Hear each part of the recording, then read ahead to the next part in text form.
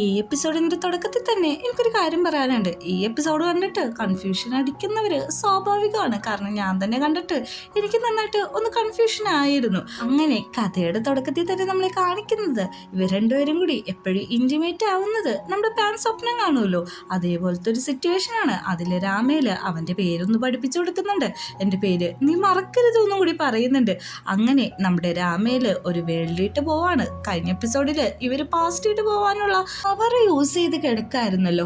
അങ്ങനെ അവർ ആ പാസ്റ്റിട്ട് പോവാനായിട്ട് ബ്രെയിനിന്റെ ആ ഓർമ്മയിലേക്ക് എത്തിയിട്ടുണ്ട്. വേഗം തന്നെ പാസ്റ്റിലുള്ള കാര്യങ്ങൾ മനസ്സിലാക്കാനായിട്ട് പാൻ പറയുന്നുണ്ട്. ആദ്യം അവനൊരു ഡോറ് കയറുന്ന ചെല്ലുമ്പോഴേക്കും നമ്മുടെ പാനിന്റെ ഒരു ബ്ലഡ് പറ്റിയ ഒരു ക്ലോത്തും അവൻ അവിടെ നിന്ന് എണീറ്റ് പോകുന്നതും നമ്മുടെ പാൻ പോകുന്നത് ഈ രാമേലിന്റെ ഒച്ച അകത്ത് നിന്ന് കേട്ടിട്ട് അതിനെ എതിർത്ത് പോവാണ്. പക്ഷെ അങ്ങോട്ടേക്ക് മാത്യു വന്ന് അവനെ കൊല്ലാനായിട്ട് ഓടിക്കുന്നതും, അതായത് നമ്മൾ ഫസ്റ്റ് എപ്പിസോഡിലൊക്കെ കണ്ടില്ലേ, അതേ സീൻ തന്നെയാണ്. നമ്മുടെ മാത്യു അവനെ കൊല്ലാൻ നിൽക്കുമ്പോൾ രാമേലെന്ന് വിളിച്ച് കരയുന്നതും രാമേല വന്ന് രക്ഷിക്കുന്നതാണ് ഫസ്റ്റ് അവൻ ചെല്ലുന്ന പാസ്റ്റ്.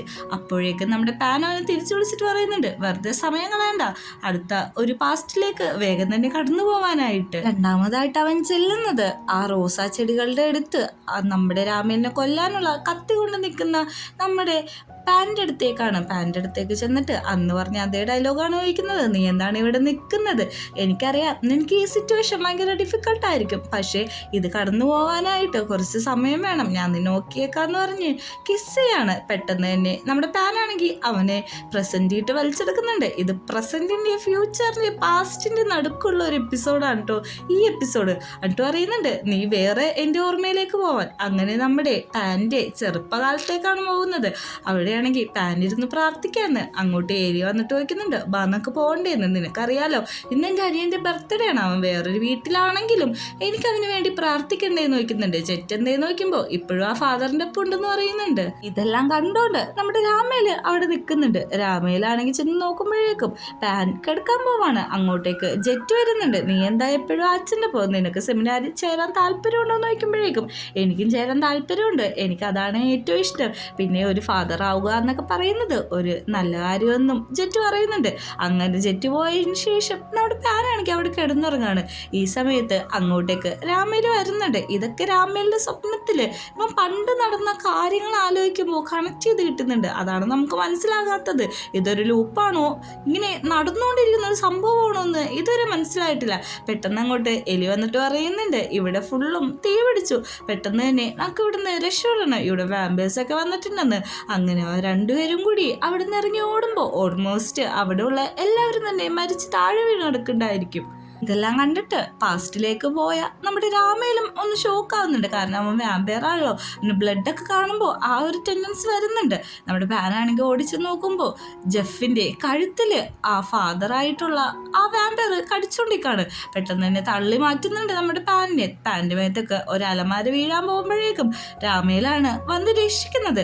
ഇതാണ് അവൻ്റെ ഓർമ്മയിൽ ഫുള്ളുള്ളത്. പെട്ടെന്ന് തന്നെ അവൻ്റെ പവർ ഉപയോഗിച്ച് പാനിനെ രക്ഷപ്പെടുത്തുന്നുണ്ടെങ്കിലും പാനിനാണെങ്കിൽ എല്ലാം കൂടി ക്ലാഷ് ആവാണ്. കാരണം ഇവനെ കണ്ടതും ഇവൻ്റെ ഒപ്പം ചെലവഴിച്ചതൊക്കെ അവന് ഓർമ്മയുണ്ട്, പക്ഷെ എപ്പോഴാണെന്നറിയില്ല. ഇതൊരു ലൂപ്പ് പോലെ നടന്നുകൊണ്ടിരിക്കുകയാണ്. പെട്ടെന്ന് തന്നെ അവൻ പ്രസന്റില് നോസ് ബ്ലീഡ് ചെയ്യാണ്. ഇത് കാണുന്ന നമ്മുടെ പോങ്ങാണെങ്കിൽ പേടിക്കുന്നുണ്ട്. എന്തെങ്ങനെയെന്ന് നോക്കുമ്പോഴേക്കും മിക്കയില് പറയാണ്, അത് കുഴപ്പമൊന്നുമില്ല, ഇത് പാസ്റ്റിൽ നടക്കുന്ന കാര്യത്തിൻ്റെയൊക്കെ, അതായത് പവർ യൂസ് ചെയ്യുന്നതിൻ്റെ ഒരു സൈഡ് എഫക്റ്റ് ആണ്, വേറൊന്നുമല്ല എന്ന് പറയുന്നുണ്ട്. അങ്ങനെ അവരുടെ മെമ്മറിയിൽ പാസ്റ്റിട്ട് പോകുമ്പോഴാണെങ്കിൽ അവിടെ നമ്മുടെ രാമയിൽ എത്തിയിട്ടുണ്ട്. രാമയിൽ നോക്കുമ്പോഴേക്കും അവൻ ആ ശപിച്ചു വിട്ട അതേ ആള് തന്നെയാണ് ഇപ്പോൾ ഫാദർ റാക്കുൾ എന്ന പേരിൽ ഇവിടെ നിൽക്കുന്നത്. അവനോട് നമ്മുടെ രാമേല് പോയി ചോദിക്കുന്നുണ്ട്, നീ എന്തിനാ ഇങ്ങനെയൊക്കെ ചെയ്യുന്നത്, നിന്നെ ഞാൻ ഓൾറെഡി ശപിച്ചു വിട്ടതാണ്, എന്നിട്ട് ഇവിടെ വന്നിട്ട് പ്രശ്നം ഉണ്ടാക്കുന്നു എന്ന് ചോദിക്കുമ്പോൾ, ഓ അപ്പോൾ ഇവനാണോ നിന്റെ ഫേവറേറ്റ്, അന്ന് ഇവനെ കൊല്ലാന്ന് പറയുന്നുണ്ട്. ഇതെല്ലാം അവിടെ നടക്കുമ്പോൾ പ്രസന്റിൽ നമ്മുടെ രാമേലിന്റെ മേത്ത് ബ്ലഡും കാര്യങ്ങളൊക്കെ മുറിയുന്നുണ്ട്. ഇത് പാസ്റ്റിൽ നടക്കുന്ന, അതായത് ഇവർ ഓർമ്മയിൽ നടക്കുന്ന ഫൈറ്റ് ആണെന്ന് മാത്യു എല്ലാവർക്കും പറഞ്ഞു കൊടുക്കുന്നുണ്ട്. മിഗേല് ആ ഒരു മുറിവ് അവൻ്റെ പവർ വെച്ചിട്ട് ഹീൽ ചെയ്ത് കൊടുക്കാണ്. നിന്നെ ഞാൻ ഇത്ര നാൾ വെറുതെ വിട്ടു, ഇനി ഞാൻ വെറുതെ വിടാൻ പോണില്ല എന്ന് പറഞ്ഞിട്ട് നമ്മുടെ രാമേല് അവൻ്റെ കഴുത്തിൽ കിടക്കുന്ന മാല പൊട്ടിച്ചെടുക്കുന്നുണ്ട്. പെട്ടെന്ന് തന്നെ അവൻ നമ്മുടെ രാമേലിൻ്റെ കയ്യിൽ നിന്ന് ഓടാൻ നോക്കുമ്പോൾ അവൻ്റെ തലയുടെ പുറകിലായിട്ട് ഈ മാല വെച്ചിട്ട് പറയുന്നുണ്ട്, ഇനി ജീവിത അവസാന കാലം വരെയും നീ കോമയിലായിരിക്കും, നിനക്ക് എഴുന്നേറ്റ് നടക്കാനോ ഒന്നും ചെയ്യാൻ പോലും പറ്റില്ല എന്ന്. പെട്ടെന്ന് തന്നെ അവൻ കുഴഞ്ഞു വീഴുന്നുണ്ട്. അവിടെ ഒരു തീപിടുത്തം തന്നെ ഉണ്ടാവുന്നുണ്ട്. അവൻ്റെ കയ്യിൽ നിന്ന് മെഴുകുതിരി തട്ടി താഴെ വീണതിനെ തുടർന്ന് തുടർന്ന് എന്നെ വിളിക്കാൻ നോക്കുന്നുണ്ടെങ്കിലും നമുക്ക് പാസ്റ്റി വെച്ച് കണ്ടുമുട്ടാന്ന് പറഞ്ഞിട്ടാണ് രാമയില് അവിടുന്ന് പോകുന്നത്. പെട്ടെന്ന് തന്നെ പ്രസന്റില് നമ്മുടെ പാനാണെങ്കിൽ പെട്ടെന്ന് എണീക്കാണ്. എല്ലാം ഓക്കെ അല്ലേ? രാമേൽ എണീറ്റോ എന്ന് നോക്കുന്നുണ്ട്.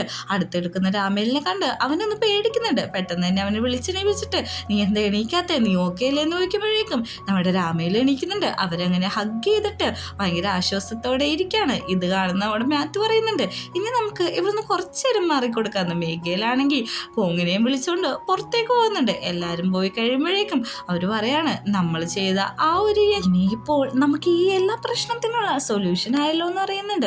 രാമയിലാണെങ്കിൽ പാനെ പിടിച്ച് കിസ് ചെയ്യാണ്. അങ്ങനെ വൈകുന്നേരം ആവുന്നുണ്ട്.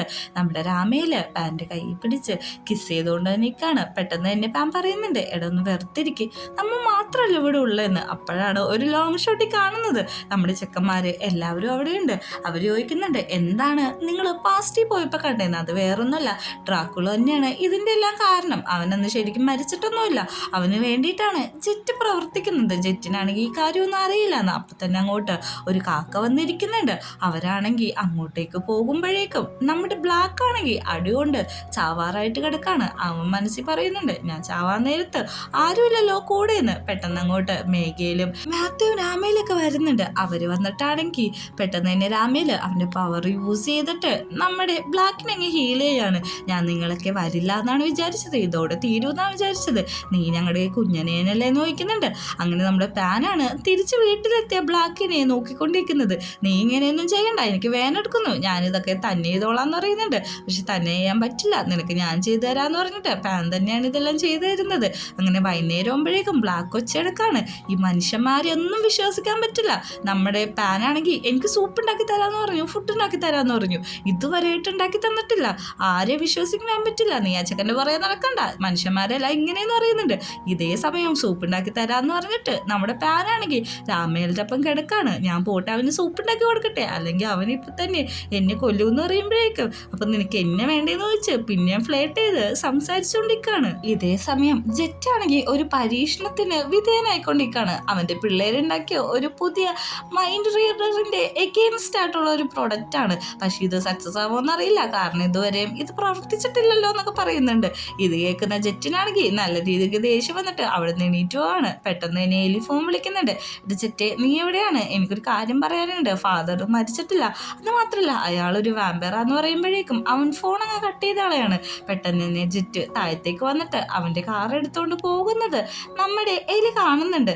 അവനിലാണെങ്കിൽ പെട്ടെന്ന് തന്നെ മാത്യുവിനെ വിളിച്ചിട്ട് അവൻ്റെ പുറകെ ഞാൻ പോകാണ്, അവന് പറഞ്ഞ് മനസ്സിലാക്കാൻ പറ്റുമെന്ന് ഞാൻ വിചാരിക്കുന്നു എന്ന് പറഞ്ഞിട്ട് ചെല്ലുന്നുണ്ട്. ജെറ്റ് ചെല്ലുന്നത് ഒരു ഹോസ്പിറ്റലിലേട്ടാണ്. എലി അവിടെ ചെന്ന് പറയുന്നുണ്ട് എടാ അത് വാമ്പയറാന്ന് നിനക്കും അറിയാം, നമ്മൾ ഇത്ര ദ്രോഹിച്ച ആളെ നീ എന്തിനാണ് സപ്പോർട്ട് ചെയ്യുന്നതെന്ന് ചോദിക്കുന്നുണ്ട്. അത് നിന്നോട് പറഞ്ഞാൽ മനസ്സിലാവില്ല, ഇവിടുന്ന് പോകാൻ പറയുന്നുണ്ട്. നമ്മുടെ ജെറ്റ് ബാത്റൂമിൽ കയറിയിട്ട് അവൻ്റെ ഷോൾഡർ നോക്കാണ്. പണ്ട് ഈ വാമ്പയർ ഡ്രാക്കുള അവനെ പിടിച്ച് നന്നായിട്ട് കടിക്കുകയൊക്കെ ചെയ്യുമായിരുന്നു. അതിൻ്റെ പാട് ഇപ്പോഴും നമ്മുടെ ജെറ്റിൻ്റെ മേത്തുണ്ട്. അവനത് നോക്കിയിട്ട് കണ്ണാടിയിട്ട് നോക്കി നിന്ന് എന്തോ ഒന്ന് ആലോചിക്കാണ്. അങ്ങനെ അവൻ ഫാദറിൻ്റെ അടുത്തേക്ക് ചെല്ലുന്നുണ്ട്. എന്നിട്ട് പറയുന്നുണ്ട് ഇനി സമയം കഴിഞ്ഞു ഫാദർ, ഇനിയും വെയിറ്റ് ചെയ്യാൻ പറ്റില്ല എന്ന് പറഞ്ഞിട്ട് ഫാദറിൻ്റെ ആ ഒരു മാസ്ക് ഒക്കെ എടുത്ത് ഊരിക്കളഞ്ഞ് ഒരു തലവണ വെച്ചിട്ട് ശ്വാസം മുട്ടിച്ച് കൊന്നുകളയാൻ ശ്രമിക്കുന്നുണ്ട്. അവൻ കുറേ നേരം പരിശ്രമിച്ചിട്ടാണ് ആ ഫാദർ ഒന്ന് മരിക്കുന്നത്. ഫാദർ മരിച്ചുടനെ തന്നെ അവൻ നന്നായിട്ട് കരയുന്നുണ്ട്. അവനാണെങ്കിൽ കരഞ്ഞ് അവിടെ നിന്ന് പോകാൻ നിൽക്കുന്ന അതേ ടൈമിൽ തന്നെ ഫാദർ അവൻ്റെ കയ്യിൽ കയറി പിടിക്കും. എന്ത് ചെയ്യാം, അതൊരു വാമ്പയർ അല്ലേ. ഈ ഒരു സീനും കാണിച്ചിട്ടാണ് എപ്പിസോഡ് അവസാനിക്കുന്നത്.